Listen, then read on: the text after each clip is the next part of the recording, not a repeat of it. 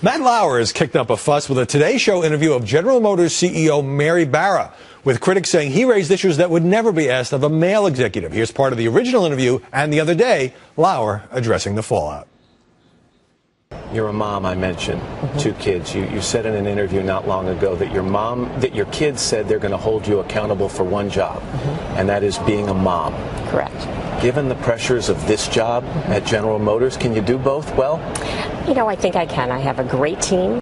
I've always felt this is not a gender issue. Right. This is a human issue of work and life balance. It's a parenting issue for men and women, moms and fathers. Question I ask myself every single day, but clearly it still touches a nerve. Joining us out here in New York is Lola Ogunaki, a contributor to the Today Show and anchor for Arise, and Joe Concha, a columnist for Mediaite.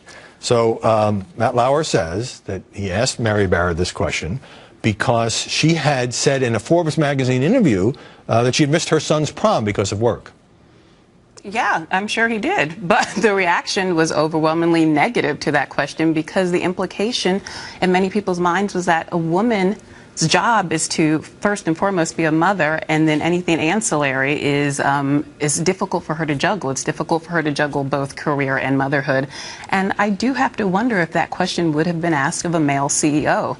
There have been male CEOs of GM for decades upon decades, and I doubt many of them have been asked how they've juggled fatherhood and being a CEO. Do you think the implication was that first and foremost Mary Barra is a mom as opposed to a very important executive of a big auto company? Was the question sexist?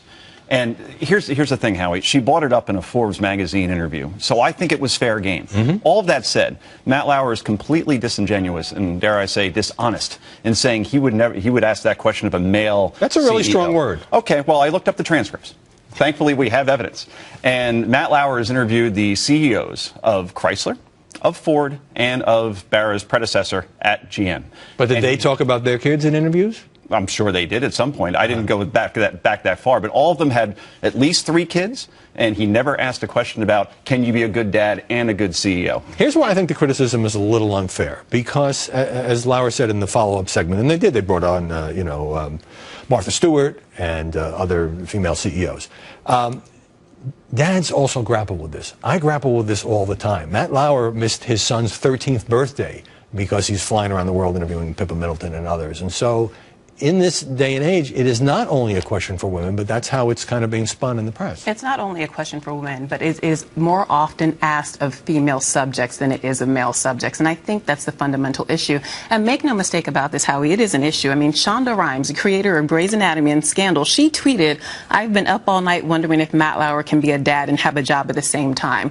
And Krishnan Amanpour said, "Come on, Matt, you know better. Time to stop asking such questions. Zero tolerance for sexism."